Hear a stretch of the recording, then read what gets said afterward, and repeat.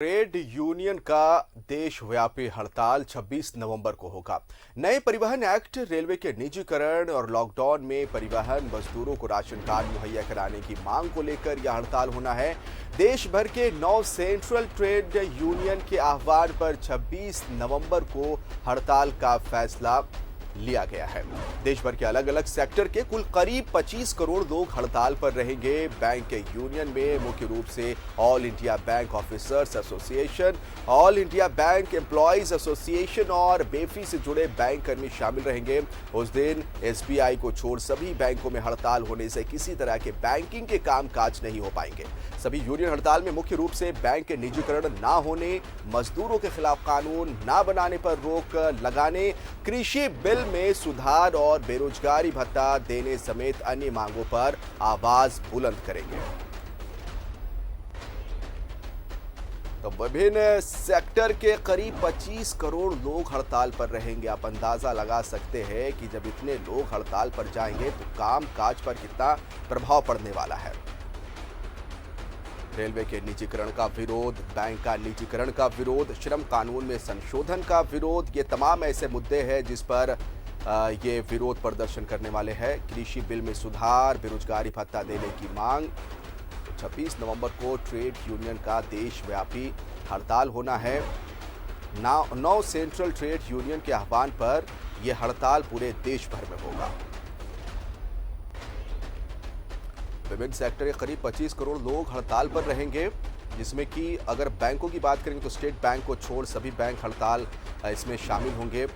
नए परिवहन act, railway के निजीकरण का विरोध, बहुत ऐसे मुद्दे हैं जिस पर बैंक का निजीकरण, श्रम कानून में संशोधन का विरोध, तो ऐसे कई मुद्दे हैं जिस पर अलग अलग जो संगठन है उन्होंने हड़ताल का आह्वान किया है और 26 नवंबर को ट्रेड यूनियन का देशव्यापी हड़ताल होगा। तो आप अंदाजा इससे लगा सकते हैं कि जब इतने भारी संख्या में कामगार हड़ताल पर जाएंगे तो उसका असर कितना देखने को पड़ेगा।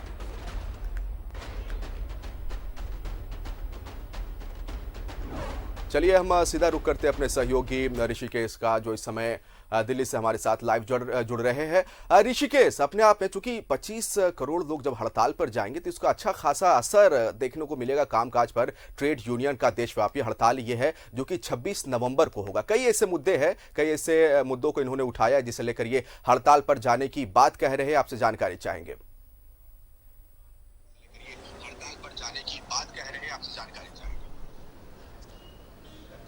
देखिए 26 नवंबर को ये आहूत की गई है, जिसमें इंटेक समेत 11 जो मजदूर संगठन है वो इस आंदोलन में शामिल होंगे। लेकिन इसमें जो भारतीय मजदूर संघ है बीएमएस, जो भारतीय जनता पार्टी का मजदूर संगठन है, वो इसमें शामिल नहीं हो रहा है।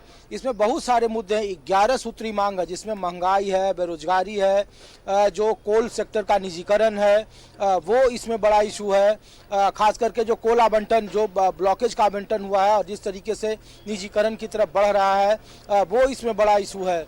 और 26 नवंबर को जब देशव्यापी हड़ताल होगा तो इसका असर भी होगा। हालांकि बताया जा रहा है कि 11 संगठन के लोग ही उसमें होंगे, बाकी जो अन्य संगठन है उसमें लेफ्ट की पार्टियां हैं, वाम पार्टियां हैं, लेकिन भारतीय मजदूर संघ, जो भारतीय जनता पार्टी का संगठन, वो इस आंदोलन में शामिल नहीं है। लेकिन 26 नवंबर को होने वाले इस आंदोलन में, इस देशव्यापी हड़ताल में मुद्दा है वो बेरोजगारी का है, वो मुद्दा महंगाई भत्ता का है, वो मुद्दा जो कोल का निजीकरण है उसको लेकर है, क्योंकि ये तीनों ही मांगे लगातार उठाते जाते रहा है।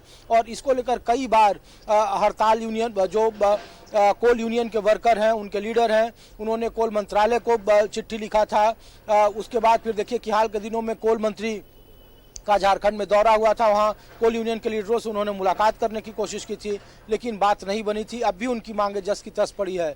तो 26 नवंबर को जो देशव्यापी हड़ताल है उसमें यही सब मुद्दे होंगे, बेरोजगारी, रेलवे, कोल सेक्टर का निजीकरण, और जो हाल के दिनों में जो कंपनियों की तरफ से कटआउट किया गया है, चाहे वो पीएफ का मसला हो, ईपीएफ का मसला हो, इन सब मुद्दों को लेकर के अहम ये हड़ताल बुलाई गई है और एक प्रदर्शन किया जाएगा। कोई बयान आया है क्या केंद्र सरकार की तरफ से इस हड़ताल को लेकर?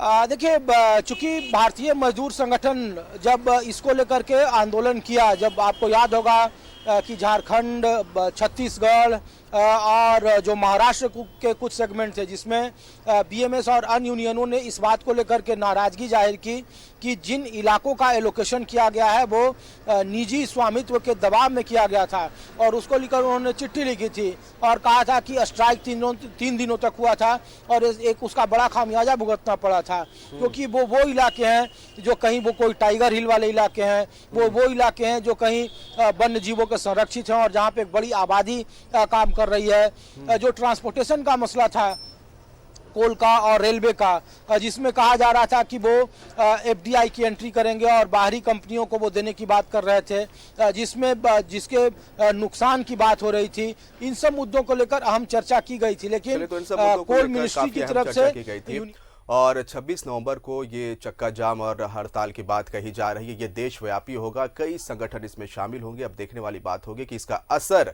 क्या देखने को मिलता है। बहुत बहुत शुक्रिया ऋषिकेश तमाम जानकारी के लिए। इसके साथ इस बुलेटिन में मेरे साथ फिलहाल इतना ही।